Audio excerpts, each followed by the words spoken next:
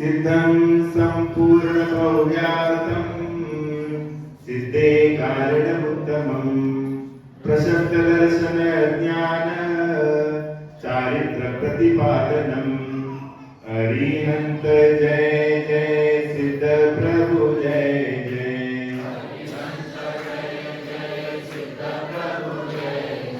साधु जन जय जय जिन धर्म जय जय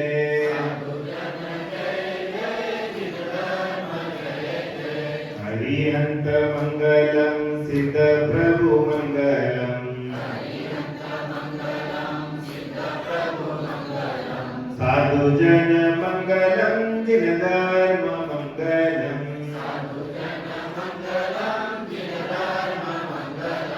हरिहंत उत्तमा सिद्ध प्रभु उत्तमा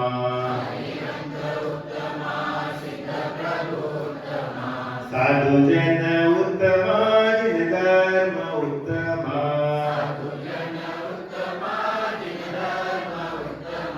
हरिहंत शरणा सिद्ध प्रभु शरणा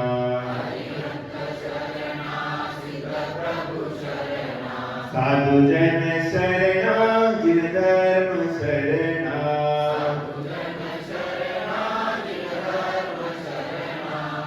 आपने आपको आपने भर लिया आपने आपको आपने भर लिया चेतना को स्वयं में प्रकट कर लिया चेतना को स्वयं में प्रकट कर लिया वीतरागी प्रभो हे महावीर वीतरागी प्रभो हे महावीर आदिनाथ प्रभो तुम हो धारण करन आदिनाथ प्रभो तुम हो धारण करन आपके द्वय चरण में विनम्र नमन आपके द्वय चरण में विनम्र नमन आपके द्वय चरण में विनम्र नमन देवादिदेव प्रथम तीर्थंकर श्री आदिनाथ भगवान की वर्तमान शासक श्री महावीर भगवान की संत शिरोमणि आचार्य भगवान गुरुदेव विद्यासागर जी महाराज की परम पूज्य आचार्य श्री आदव सागर जी महाराज की 10 लक्षण महापर्व की उत्तम आजव धर्म की साक्षात विराजमान 108 श्री विष्णु सागर मुनि महाराज की जय जयकारा गुरुदेव का जय जय गुरुदेव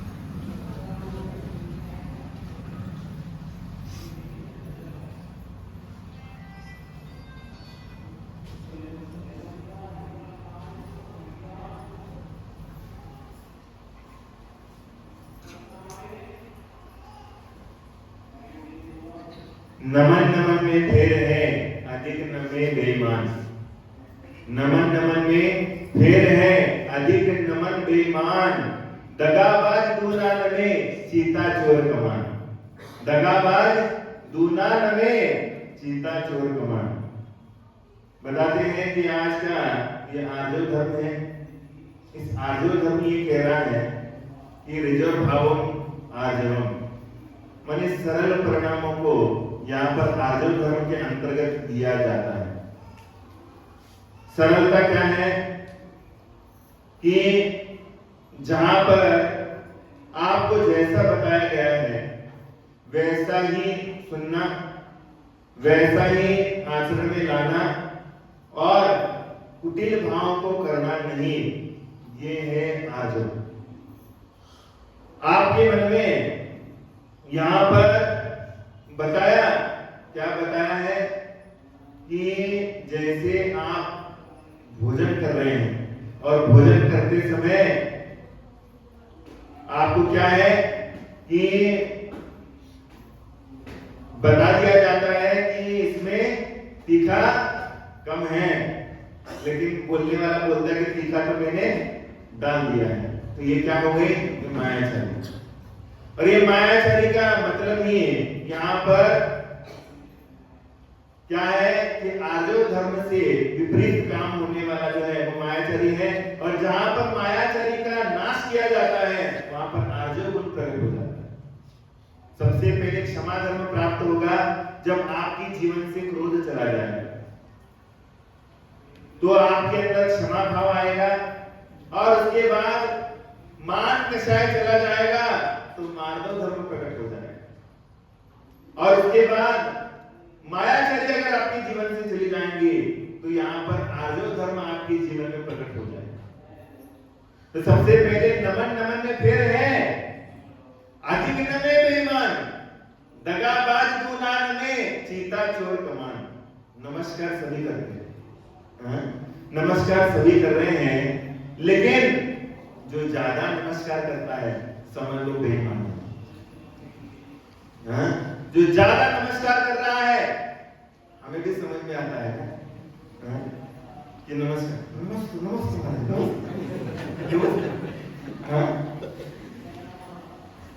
कभी भरी सभा में ऐसे तो आएगा नहीं रूप में दर्शन करने की, लेकिन जैसे यहाँ पर मंच सज गया है, सज गया है, जबरदस्ती आएगा द्रव्य लेकर के, और क्या है आरती चढ़ाएगा, नमस्कार करेगा, नमोस्तु महाराज जी नमोस्तु।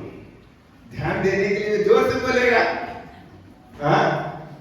जोर से कहेगा नमोस्तु, मैंने ध्यान देंगे नहीं तो भी। तो क्या है, अधिक नम्य बेईमान। जो बेईमान होता है वो ज्यादा नमस्कार करता है, माने ज्यादा नमस्कार करता है, मन से नहीं करता है। कैसा करता है? बेईमानी से करता है नमस्कार। और दगाबाज दुनिया में कहते हैं कि बातों को हांजी हांजी लगाने वाले होते हैं कि आप ही करते हो, आप ही अच्छे हो, आप ही अच्छे हो। कोई भी कार्य करने के बाद क्या किया जाता है? आप ही सबसे बड़े हो, आप ही करने वाले हो, समझ लेना ये दगाबाज है। ये दगाबाज व्यक्ति है।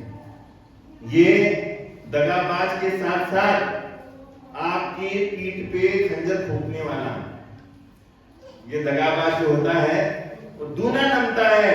और उसका उदाहरण दिया चीता चोर कमान। चीते को कभी आप शिकार करते समय देखा है? देखा क्या?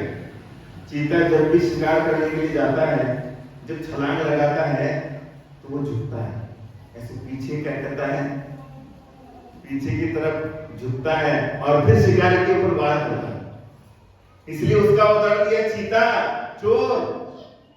चोर कैसे आता है तुम्हारे घर में? दबे पाव आता है, धीरे धीरे आता है, झुक करके आता है। कैसे आता है? दबे पाव आता है और झुक करके आता है। तो ये क्या है? चोर की नीति। और उसके बाद कमान। कमान जानते हो? कमान जानते कि नहीं जानते? अरे तीर कमान नहीं जानते?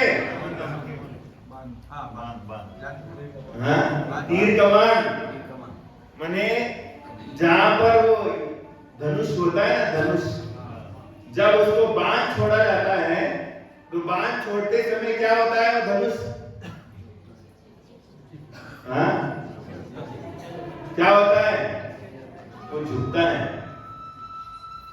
जब बाण को चलाया जाता है तो बाण को चलाते समय वो धनुष क्या होता है? वो झुकता है। झुकता है माने क्या होता है? नमता है। और नमता है तभी तो बाण आगे जाकर के किसी न किसी का तो क्या करता है? प्राण ले लेता है। उसी तरीके से यहां पर बताते हैं कि माया तैर्यो नश्य, मायाचरी करना ये स्वभाव में है। किसके स्वभाव में है? संसारी व्यक्ति के स्वभाव में। और ये संसारी व्यक्ति के स्वभाव में मायाचरी जब अपनी बात सिद्ध नहीं हो रही है तो वो मायाचारी का क्या करता है, जरिया ढूंढता है। और मायाचारी को हाथ में लेकर के संसार को ये साबित करना चाहता है कि मैं ही क्या हूं, मैं जो बोल रहा हूं वही सत्य है। तो ये मायाचारी करने का फल ये है कि उसके लिए तिर्यंच गति का बंध हो जाता है। प्राय मान जो होता है, मान कषाय पुरुषों में पाई जाती है और मायाचारी महिलाओं में पाई जाती है। महिलाओं का क्या है, जन्म सिद्ध अधिकार क्या है, मायाचारी करना। और पुरुषों का जन्म सिद्ध अधिकार क्या है, मान। उसको अहंकार घमंड बहुत ज्यादा है,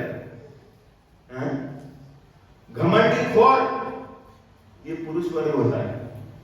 और मायाचारी की स्त्रियां होती है, ऐसा आदम में उल्लेख। इसका मतलब क्या, महिलाओं में मान की सही नहीं रहती है? और इसका मतलब ये क्या पुरुषों में मायाचारी नहीं रहती क्या? रहती कि नहीं रहती? पुरुषों में भी मायाचारी है और महिलाओं में भी क्या है, मान कषाय है। तो ये ज्यादा है, लेकिन लेवल जो होती है ना, लेवल जो होती है वो लेवल ज्यादा मात्रा में किसमें पाई जाती है, महिलाओं में। तो महिलाओं में क्या है, मायाचारी करने की पात्रता ज्यादा है और पुरुषों में क्या है, मान कषाय करने की तीव्रता ज्यादा है। ज्यादा तीव्रता मान कषाय की पुरुषों में। इसलिए आज का धर्म आपको ये सिखा रहा है कि आपके जीवन में क्या नहीं करना चाहिए, मायाचारी से रहित जीवन जीने का प्रयास आपके जीवन में करना है। तो ही आपके जीवन में ये आर्जव धर्म प्रकट हो सकता है। ऐसा जीवन आपके जीवन में लाने का प्रयास करना। तो मायाचारी करना, इससे बच करके रहना, ये आपके जीवन का एक लक्ष्य है। तो इसलिए कैसे मायाचारी होती है, एक बार एक भक्त जो है भगवान के सामने बैठा है, जैसे तुम लोग भगवान की पूजा कर रहे हैं, भगवान की बहुत अच्छे से पूजा कर रहे हैं। तो भगवान की पूजा करते हैं तो भगवान क्या है कि जब आप तल्लीनता के साथ भगवान की पूजा कर रहे हैं तो क्या हो गया, उस भक्त के सामने भगवान प्रकट हो गए। क्या हो गए, भक्त के सामने भगवान प्रकट हो गए। और भगवान प्रकट हो गए तो क्या हो गया, भक्त ने क्या किया, भक्त ने भगवान बोले उसको कि हे भक्त, तू मांग, क्या मन्नत मांगना है, तुझे क्या मन्नत मांगना है तू मान ले। ऐसा क्या करता है, कौन किसे कहता है, भगवान भक्त से कहता है, क्योंकि मैं तुम्हारी भक्ति से बहुत प्रसन्न हो गया। तू मांग जो मांगना है। तो ऐसा कहने के बाद यहां पर जो भक्त है वो भक्त बोला कि मैं शादीशुदा हूं, मुझे कुंवारा बना दो। क्या कहता है, मैं शादीशुदा हूं, मुझे कुंवारा बना दो। ऐसा वो क्या कहता है, वो भक्त कहता है, भगवान के सामने आकर के हाथ जोड़ करके कहता है, भगवान मैं शादीशुदा हूं, मुझे कुंवारा बना दो। जब ऐसा बोलने के बाद भगवान भी हंसते हैं। भगवान हंसते हैं और वो कहते हैं, मैंने तुझे मन्नत मांगने के लिए बोला था, जन्नत नहीं। मैंने तुझे मन्नत मांगने के लिए बोला था, लेकिन क्या है, तू जन्नत मांग रहा है। और जन्नत कैसी होती है, जन्नत तो बिना शादी के पहले होती है। शादी के बाद तुम्हारी जन्नत नहीं है, तुम जहन्नम की बात हो जाएगी। तुम जन्नत की बातें करना भूल जाओ, क्योंकि तुम्हें मायाचारी का क्या करना पड़ेगा, सहारा लेना पड़ेगा। जब से तुमने गृहस्थी बना ली तब से तुम्हारे जीवन में मायाचारी ज्यादा आ गई। और जिसके जीवन में गृहस्थी कम है उसकी जीवन में मायाचारी नहीं है, ऐसा नहीं है, लेकिन तीव्रता किसमें ज्यादा है, गृहस्थी लोगों के जीवन में मायाचरी का प्रभाव ज्यादा है, और जो गृहस्थी से लिप्त नहीं है, वो गृहस्थी से अलिप्त रहने वाले के जीवन में मायाचरी का प्रमाण कम है। इसलिए यहाँ पर हम कहते हैं कि आपके घर में क्या क्या है? आपके घर में घर बनाते हैं, तो घर बनाते समय क्या क्या बनाते हैं? एक तो ड्राइंग रूम बनाते हैं, किचन रूम बनाते हैं, बेडरूम बनाते हैं, टेबल टेनिस रूम बनाते हैं। क्या क्या बनाते हैं? ड्राइंग रूम बनाते हैं, बेडरूम बनाते हैं, किचन रूम बनाते हैं, टेबल टेनिस की रूम बनाते हैं। लेकिन आचार्य कहते हैं कि आपकी ये सब कुछ रूमों के साथ साथ आपको अपने घर में कंट्रोल रूम जरूर बनाना चाहिए। क्या है? आपके जीवन में, आपके मकान में कंट्रोल रूम जरूर बनाना चाहिए, क्योंकि कंट्रोल रूम में क्या होता है? जहां पर आपके लिए एनर्जी मिले। तो वो एनर्जी मिलने वाला स्थान जो होता है, वो एकांत स्थान बना करके आपको उस स्थान पे बैठ करके भगवान की प्रार्थना करने का मौका मिल जाए। आपको घर गृहस्थी में परेशानी आ जाए तो उस रूम में बैठ करके आप अपने दुखों को निपटारा कर सकते हो। माने वहां पर भगवान को बिठाना नहीं, मेडिटेशन रूम बनाना चाहिए, ध्यान कक्ष बनाना चाहिए कि उसके अंदर आप शांति से बैठ सकते हो। तो इसलिए आपको ये समझ में आना चाहिए कि क्या क्या मायाचरी का परिणाम होता है। कि सर्दी में नहाने में, कर्ज के चुकाने में, और शुरू में दुख होता है। सर्दी में नहाने में क्या होता है, और कर्जे को चुकाने में दुख होता है शुरू में, लेकिन बाद में आराम मिलता है। बाद में क्या हो जाता है? नहाने के बाद कैसा लगता है? सर्दी में नहाने के बाद अच्छा लगता है, और उसके बाद कर्जा चुक गया तो कैसा लगता है? आराम मिलता है। लेकिन जहर खा करके मरने में, विषय भोग करने में, शराब का प्याला भरने में थोड़ा सुख तो होता है, मगर बाद में बड़ी सजा मिलती है। क्या होता है? देखो, जहर खा के मरने में अपन तो सोच रहे हैं जहर खाने के बाद मेरा दुख तो नष्ट हो जाएगा, लेकिन बाद में बहुत बड़ी सजा मिलेगी। और उसके बाद विषय भोग करने में, विषयों का भोग करने में क्या करते हैं? अपना समय लगा देते हैं, और उसके साथ साथ शराब का प्याला पीते हैं। शराब का प्याला भरने में थोड़ा सुख लगता है, लेकिन उसका नतीजा बाद में बहुत बड़ी सजा के रूप में मिलता है। इसलिए आचार्य कहते हैं तपस्या और वेश्या दोनों भी ऐसे कर्म है। तपस्या करना और वेश्या के पास जाना, ये दोनों भी कर्म है। तपस्या और वेश्या दोनों में भी ऐसे कर्म है। फर्क सिर्फ इतना है कि तपस्या का आदि जो है कटु है और अंत स्वर्ग है। तपस्या का अंत, शुरुआत कैसी है? तपस्या की शुरुआत कटु है और अंत कैसा है? स्वर्ग है।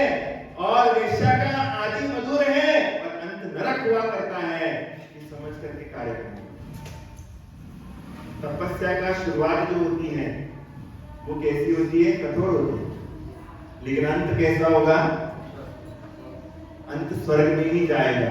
और जब वेश्या के पास जाओगे तो वेश्या के पास जाने में मजा तो आएंगे, लेकिन अंत कैसा होगा? अंत नरक नहीं होगा। तो उस तरीके से यहाँ पर सभी लोगों को मायाचरी की शिक्षा लेना है। इसका मैं उदाहरण बता रहा हूं। क्या क्या करना चाहिए और कैसे करना चाहिए ये आपको समझना चाहिए। कल से बैठक व्यवस्था व्यवस्थित करें। ये ऐसे भेड़ बकरी जैसे बैठे हो कहीं पर भी ऐसे चलेगा नहीं। एक सिस्टम होता है सभा का। ये समोसरण है और समोसरण में पुरुष वर्ग एक जगह पर बैठता है, महिला वर्ग एक जगह पर बैठता है।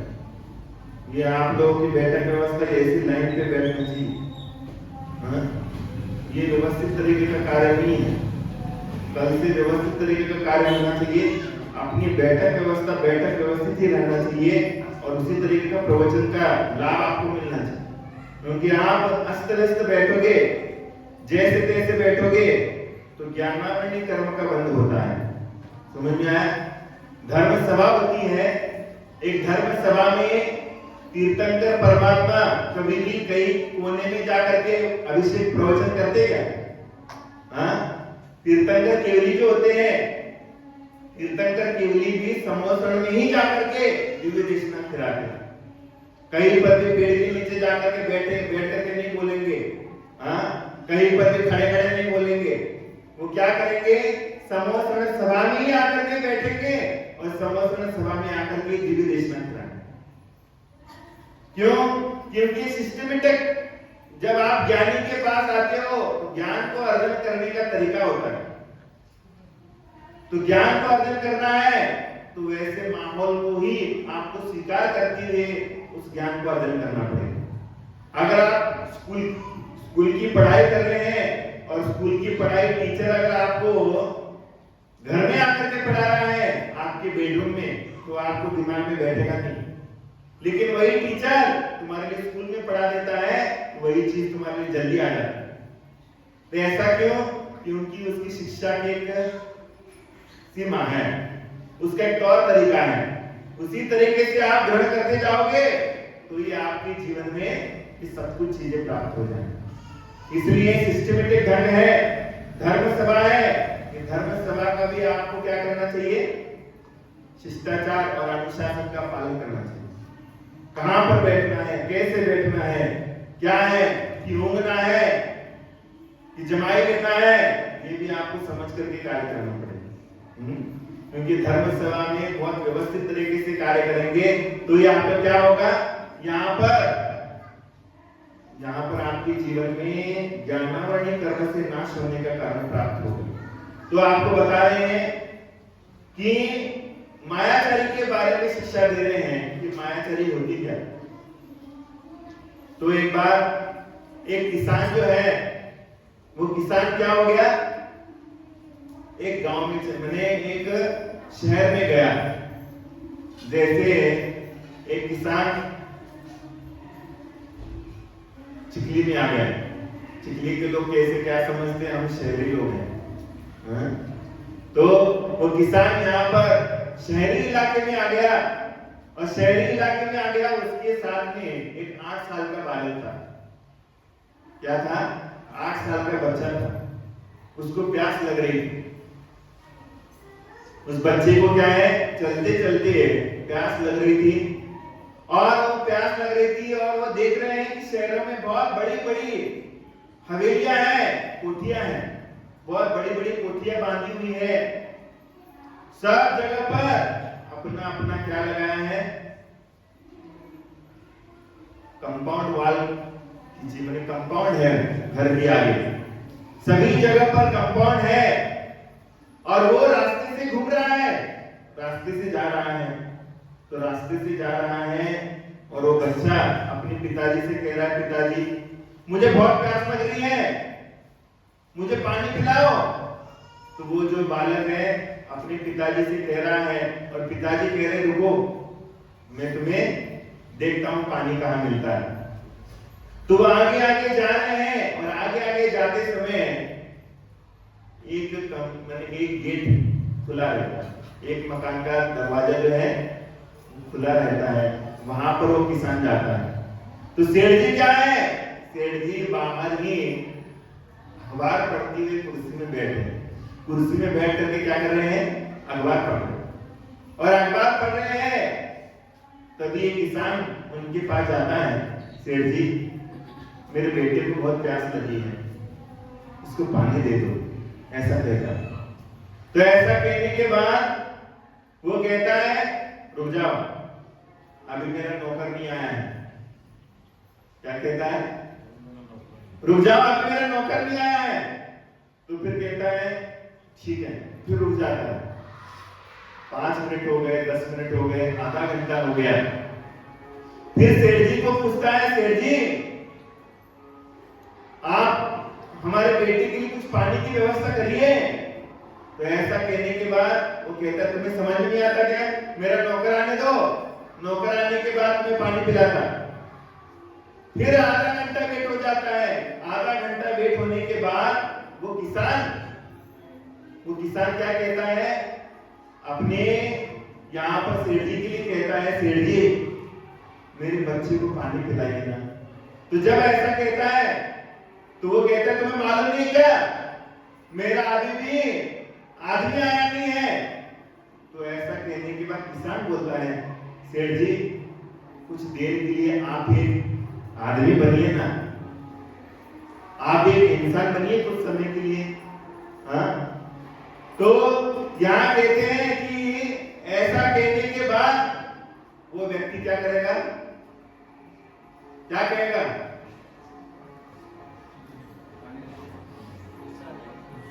उसने बोला पानी मांगने के लिए आया वो, और इसको बोल दिया तो कुछ समय के लिए कुछ इंसान बनना। तो ऐसा बोलने के बाद क्या करेगा? वो तो गुस्सा हो जाएगा, वो सेठ जी गुस्सा हो गए। हाँ लेकिन जो अच्छा व्यक्ति होता है, अच्छा व्यक्ति गुस्सा नहीं होगा, वो कहेगा नहीं मेरी गलती हो गई, हाँ मेरी गलती हो गई, मेरे से गलती हो गई, आज तुमने मेरी आंखें खोली, मैं तो अंधा होकर के सो रहा था लेकिन तुमने मेरी आंखें खोली।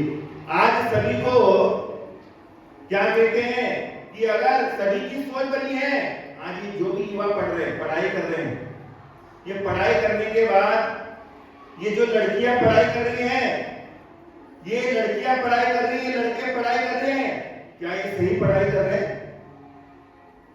हाँ सही पढ़ाई कर रहे क्या? अगर इनके लिए छोटा काम बताया गया, हाँ छोटा काम बताया गया तो क्या कहता है इतना छोटा काम मैं करूंगा क्या? हाँ? लेकिन मैं देख रहा था कि यहाँ के बच्चे पहले में 64 रिद्धि विधान में आया था, तो 64 रिद्धि के विधान में बच्चे हाथ में हाथ धर करके खड़े थे, लेकिन जब मैं पर्यूषण पर्व में आया हूँ वही बच्चे आज मंच सजाने का काम कर रहे हैं। वही बच्चे मंच सजा रहे हैं, वही बच्चे जो है इस हॉल में पानी जम गया तो पानी को भी साफ करने का काम कर रहे हैं। ये विकास है, ये समझ में आ रहा है, ये शिक्षा है। आज कोई भी बच्चा है, आज अपने बच्चे को बोल दिया एक कप चाय बना, तो कहता ये छोटा काम मुझे करा रहे क्या, मुझे बता रहे छोटा काम? मैं बच्चों को शिक्षा दूंगा, अगर कोई बाहर का व्यक्ति आ जाए तुम्हारे घर में और तुम्हें बोल दिया भैया मुझे एक कप चाय दे दो, क्या करोगे? कहेंगे माँ घर में नहीं है, हाँ? चलो अपन बाहर जाकर के मस्त घूम के आ जाते हैं, हाँ? क्या कहोगे? हाँ? और नहीं वो तुम्हारा परिचित नहीं है, आया कहने लगे मेरे लिए कुछ तो खाने के लिए दे दो, कुछ तो पीने के लिए दे दो, तो क्या है तुम कहोगे अभी घर में कोई नहीं है, बाद में आना, ऐसा कहोगे? हाँ? तो क्या है कि आपको लगता है कि काम कैसा है, छोटा है।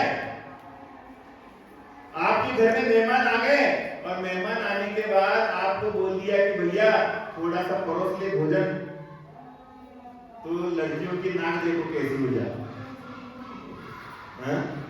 थोड़ा सा भोजन बनाना,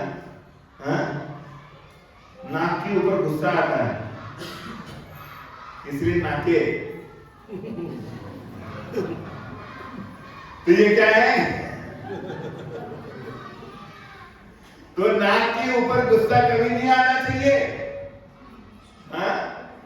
तो यहाँ पर इसीलिए कह रहे हैं कि आपके लिए कोई भी काम छोटा नहीं, हाँ? अगर लड़कियों को गुस्सा आ रहा है, कोई भी काम करते समय आपको बता दिया गया कि भैया परोस दे थोड़ा, हाँ? सोनटक के अच्छे अच्छे नाम है तुम लोगों के,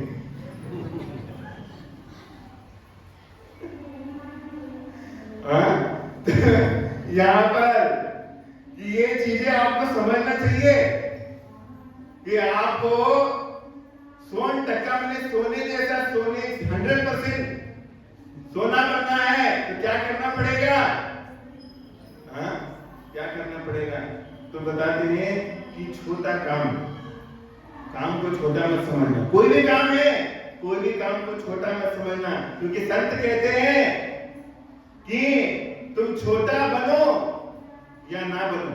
तुम छोटा बनो ना बनो, लेकिन खोटा जरूर बन जाओगे अगर तुमने काम को छोटा समझ लिया। अगर तुम्हें कोई भी काम को छोटा समझ लिया तो क्या है, तुम छोटे होंगे कि नहीं होंगे बात दूसरी है, लेकिन खोटे बन जाओगे। इसलिए आपको मायाचरी नहीं करना है। कैसी मायाचरी? कि जैसे अपना काम है तब तक ही मीठा मीठा बोलना, और जब आपका काम हो गया मुझे जरूरत नहीं, चल, मुझे तेरी आवश्यकता नहीं है, ऐसा कभी करना क्या करोगे? काहे? कभी नहीं करना, कभी करना नहीं। तो ये ऐसा करेंगे तो मायाचरी अपनी बढ़ेगी क्या? मायाचरी करना चाहिए कि नहीं करना चाहिए? बोलो बोलो, जोर से बोलो। नहीं करना चाहिए। नहीं करना चाहिए, लेकिन करते कि नहीं करते? और मायाचरी कहां पर करना चाहिए ये भी देखना। अगर किसी जीव की रक्षा करनी है, मान लो गाय आ गई सामने से और कसाई उसके पीछे लगा है, और कसाई पीछे लगा है और आपको पूछा कि यहां से गाय कहां गई, तो आप क्या कहोगे? हमें मालूम नहीं, देखोगे झूठ हो जाएगा ना। अगर गाय इस तरफ गई है तो उसको कहना इस तरफ गई। ये मायाचरी है, लेकिन ये मायाचरी होने के बावजूद भी पाप का आश्रय नहीं कराएगी। कराएगी क्या? नहीं कराएगी। ये पाप कमाएगी नहीं, ये तो तुम्हें पुण्य बढ़ा देगी, क्योंकि तुम्हारे जीवन में जीव की रक्षा करने के भाव। और तुमने ये समझ लिया कि क्या है कि जहां से गाय गई कहने लगी इसी तरफ गई, तो तुमने और पाप कमा दिया, और तो पाप कर ही रहे और उसके साथ साथ मायाचरी और करते जाओगे, तो ये कभी भी आपके जीवन में सफलता को देने वाला चीज नहीं। कई लोग चौका लगा रहे हैं, मैं यहीं पर देखा डमी चौका आ गया उदय में, डमी चौका मैं यहीं पर सीख रहा। डमी चौका लगाना, पहले दिन महाराज जी के हार होते हैं अच्छा बनाना, और दूसरे दिन महाराज जी आएंगे नहीं, बस खड़े रहना। बस कहता है धोती पहन करके बस खड़े रहना, महाराज आते नहीं तुम्हारे घर में। महाराज आएंगे नहीं तुम्हारे घर में। ये क्या है? ये क्या है? बोलो ना, जोर से बोलो। किसके साथ मायाचरी है? किसके साथ कर रहे हो? अरे किसके साथ समझ में आ नहीं रहा तुम्हें? महाराज जी के साथ। और तुम ये मायाचरी कर रहे हो, लेकिन ये मायाचरी करने का फल क्या मिलेगा? आगामी समय में तुम्हें 5 लाख का मुनाफा होना था, लेकिन वो 50,000 ही मिलेगा। क्योंकि मायाचरी किसके साथ? गुरु के साथ। अब तुम बताओ, तुमने दूसरे दिन चौका नहीं लगाया, क्या तुम उपवास करोगे? उपवास करोगे? कोई खाएगा नहीं, भोजन करेगा नहीं? नहीं करेगा भोजन। तुम्हारे लिए तो कहना चाहिए मेरे लिए अहो भाग्य है, मैं तो आज भी पड़गान करूंगा। हम तो कह रहे हर दिन पड़गान होना चाहिए, क्योंकि तुम्हारे लिए हर दिन मौका है। लेकिन आईडी आईडी किसे बोलते हैं? बोलो, आईडी किसे कहा जाता है? किसे आईडी कहा जाता है?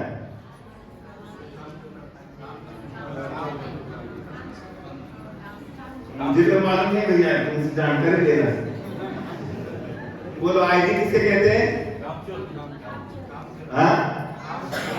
जोर से बोलो, कान कम सुनाई देते।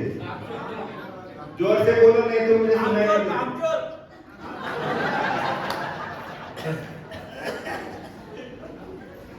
कामचोर व्यक्ति होता है। आप गुरु तुम्हें शिक्षा क्या देंगे? कामचोर बनने की, कामचोर बनने की शिक्षा देंगे। क्या शिक्षा देंगे? तुम्हें एक्टिव करने की शिक्षा देंगे। तो तुम्हें ये समझना चाहिए कि तुम क्या कर रहे हो, किसके साथ कर रहे हो, ये समझना चाहिए। और ये भगवान के साथ तुम्हारा ऐसा बर्ताव है तो तुम्हारे साथ बर्ताव कैसा होगा? हाँ, तुम्हारा कैसा होगा? हाँ, ये समझना चाहिए। इसलिए तुम्हारे लिए दाल में पानी डाल करके ही मिलेगा दाल। हाँ? जब भी भोजन करने जाओगे ना तो हमेशा तुम्हारे लिए दाल में कैसा मिलेगा? पानी। दाल में तुम्हें छलांग लगाने के बाद भी दाल नहीं मिलेगी। हाँ? मिलेगा नहीं, क्योंकि तुमने मायाचरी करी है। हाँ?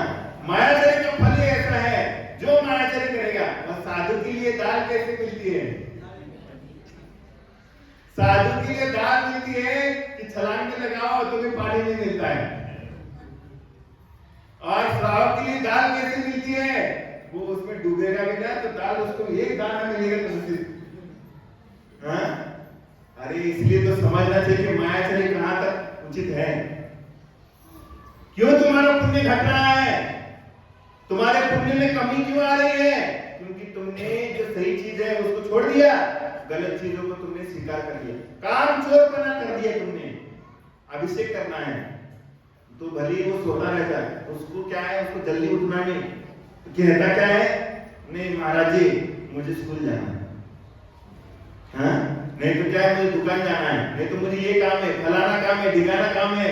अरे किसके साथ, काय के लिए चल रहा है ये सब कुछ? किसके लिए चल रहा है?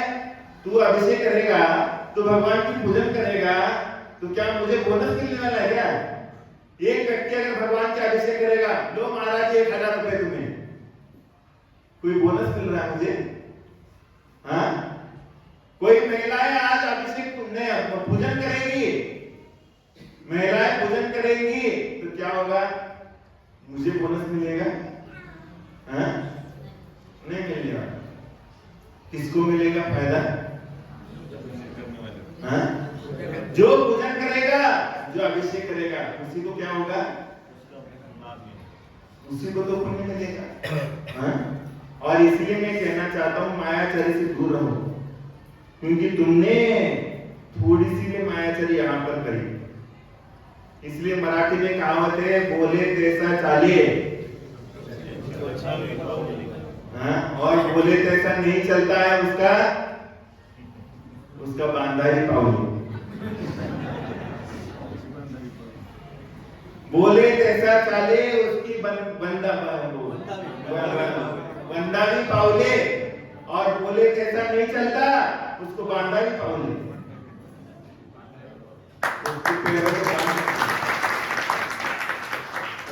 उसके पैर को बांधना चाहिए, क्योंकि उसके कदम कोई भी काम के नहीं है। तो ये क्यों है? ऐसा क्या है? ये मायाचरी का फल है। इसलिए इस मायाचरी से आपको जीवन जीने के लिए ये आर्जो धर्म की उपासना करनी है, सरलता आपके जीवन में आनी चाहिए। क्योंकि अगर तुमने कुटिलता करी तो कुटिलता करने का, मायाचरी करने का नतीजा तुम्हारे जीवन में जरूर आएगा। इसलिए आप मायाचरी करते हो अपनी गृहस्थी के लिए, तो कहां तक करते हो, कहां तक उचित है, ये भी समझना। और उसके साथ साथ वो वही मायाचरी अब आप लोग भगवान के साथ भी करते हो, तो मायाचरी भगवान के साथ भी करोगे तो वो कहां तक तुम्हारे लिए फल देगी, ये भी समझने लायक बात है। इसलिए आज के बाद कोई भी डमी चोके का इस्तेमाल करना नहीं। महाराज जी को सब समझ में आ रहा है। और उसके बाद ये मैं गलत शिक्षा दूंगा नहीं, और तुम्हें बचा रहा हूं। तुम महाराज जी के साथ अगर मायाचरी करोगे तो तुम देख लेना फिर क्या होगा। हाँ? तो ये चीजें बहुत व्यवस्थित तरीके से समझना है। तो इसलिए कह रहा हूं कि कौरव और पांडवों का युद्ध हुआ। क्या हुआ? कौरव और पांडवों का युद्ध हुआ। युद्ध होने का कारण क्या था?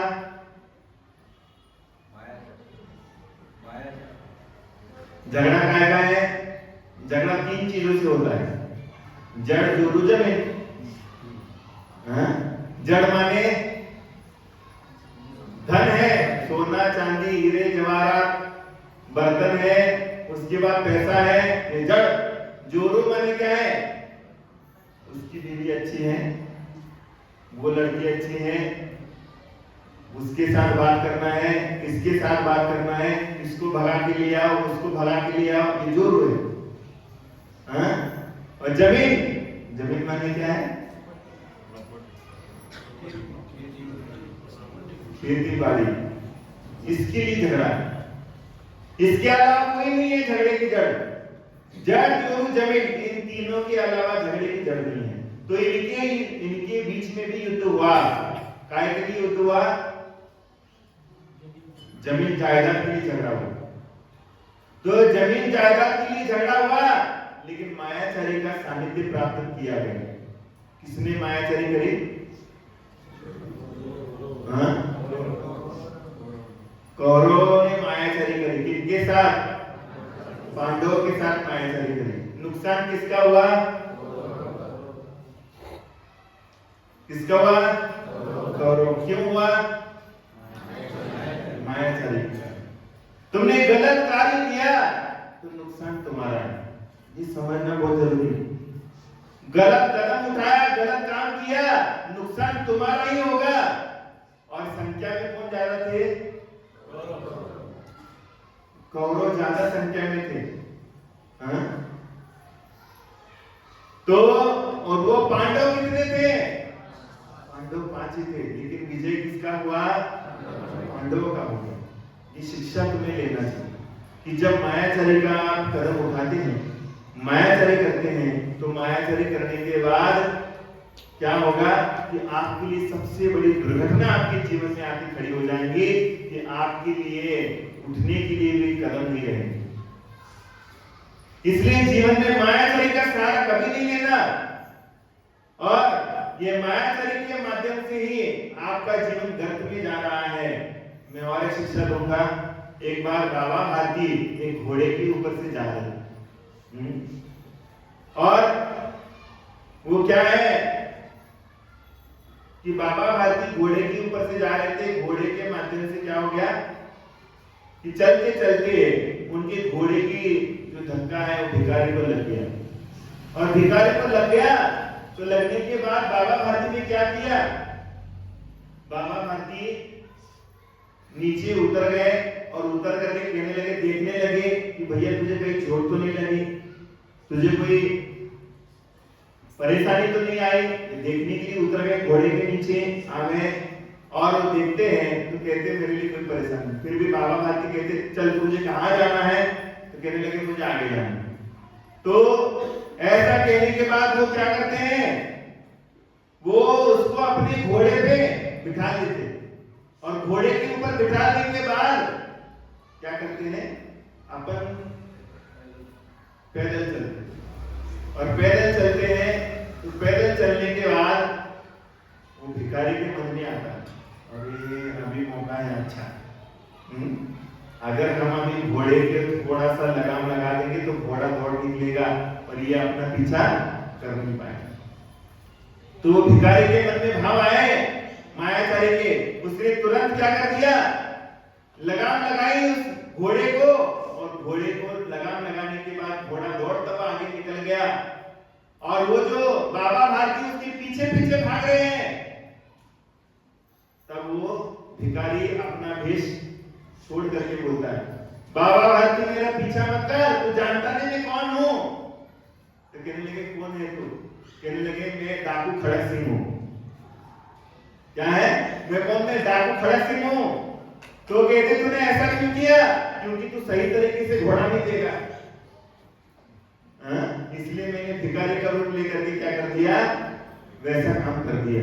तो कहने लगे कि तू भिखारी बन करके घोड़ा बैठने के लिए ऐसा काम किया, लेकिन तूने मेरे साथ ऐसा किया, लेकिन तू दुनिया के साथ में कभी ऐसा मत करना।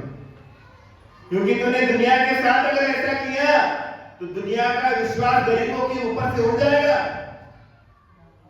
गरीबों की और भिखारियों के ऊपर से विश्वास उठ जाएगा। इसलिए ऐसा कभी कदम उठाना नहीं मायाचारी का। उठाओगे? कभी भी कदम उठाना नहीं। मायाचरण के माध्यम से कभी किसी का बुरा नहीं सोचना और बुरा करने की चेष्टा भी नहीं करना है। तो यही सारा का सारा चीज जो है तुम्हारे सामने आती है। इसलिए पूर्वजों ने यही तो शिक्षा देके गए। इसलिए इसको ही समझ करके अपन आगे की भूमिका में पढ़ना है। एक अंतिम संदर्भ बता करके मैं अपनी वाणी को विराम देता हूं कि मायाचरण करने वाले का हश्र क्या होता है। एक बार समय कितना हुआ? 10:30 हो गए। तो एक बार जंगल से राहगीर गुजर रहा था। एक बार जंगल से राहगीर गुजर रहा था, उसको प्यास लगी और प्यास लगने के बाद वो कुएं के पास आता है। वो कुएं के पास आया, वो देखता है कुएं में पानी भी है, कुएं में पानी भी है, सामने कुआं भी है, लेकिन वो कहता है मैं पानी निकाल के पी नहीं सकता। क्या कहता है? पानी निकाल के पी नहीं सकता। क्यों? क्योंकि मैं अमीर ज्यादा हूं। क्या है? मैं अमीर ज्यादा हूं, इसलिए मैं पानी निकाल के पी नहीं सकता। इसलिए वही कोने में बैठा रहता है और बैठा है और देखता है कोई आता है पानी निकालने के लिए कोई आता है क्या देखता है। और वो पानी निकालने के लिए आता है तो एक व्यक्ति आता है उसके सामने, क्यों भैया यहाँ पर क्यों बैठे हो? कहने लगे मुझे बहुत प्यास लगी है और मुझे कोई पानी नहीं पिला रहा है, इसलिए बैठा हूं यहाँ। अच्छा, तो ऐसा बैठा है? तो ऐसा कहने के बाद ठीक है, कहने पानी चाहिए। तो वो तू कौन है? कहने लगा तू कौन है? कहने लगा मैं अमीर ज्यादा हूं। तो वो कहता है तू अमीर ज्यादा है तो मैं शहजादा हूं। क्या है? तो अमीर ज्यादा है तो मैं शहजादा हूं। तो मैं भी तुम्हें पानी नहीं पिला सकता क्योंकि मैं भी शहजादा हूं ना। मैं भी शहजादा, मैं पानी नहीं पिला सकता तुम्हें। तो वो भी बैठे, तो एक के साथ आप दूसरा भी बैठ गया पानी पीने के लिए। वो भी कह रहा है कि मुझे भी कोई पानी पिलाए। अब तीसरा आता है तो क्या है? तीसरा आता है तो तीसरा आया तो वो तीसरा आया, वो कहता पूछता है तुम दोनों यहाँ पर क्यों बैठे हो? कहने लगे हमें बहुत प्यास लगी है और प्यास लगी है और हमें कोई पानी नहीं पिला रहा, उठा करके पानी कोई पिला नहीं रहा है। तो वो व्यक्ति क्या करता है? वो पानी बाल्टी लाता है, बाल्टी ला करके रस्सी बांध देता है, रस्सी बांध करके पानी निकालता है। पानी निकालने के बाद पानी छानता है, पानी छान करके पानी पी लेता है और बचा हुआ पानी पुनः उस कुएं में उड़े लेता है। अरे अरे क्या कर रहे हो? क्या कर रही है? पानी तो पिला दो। तो कहने लगे तुम कौन हो? कहने लगे मैं अमीर ज्यादा हूं। तो तुम कौन हो? तो मैं शराब में क्या है? मैं शहजादा हूं। तो कहने लगे तुम दोनों अमीर ज्यादा हो शहजादा हो तो मैं इस संसार का सबसे बड़ा हराम ज्यादा हूं।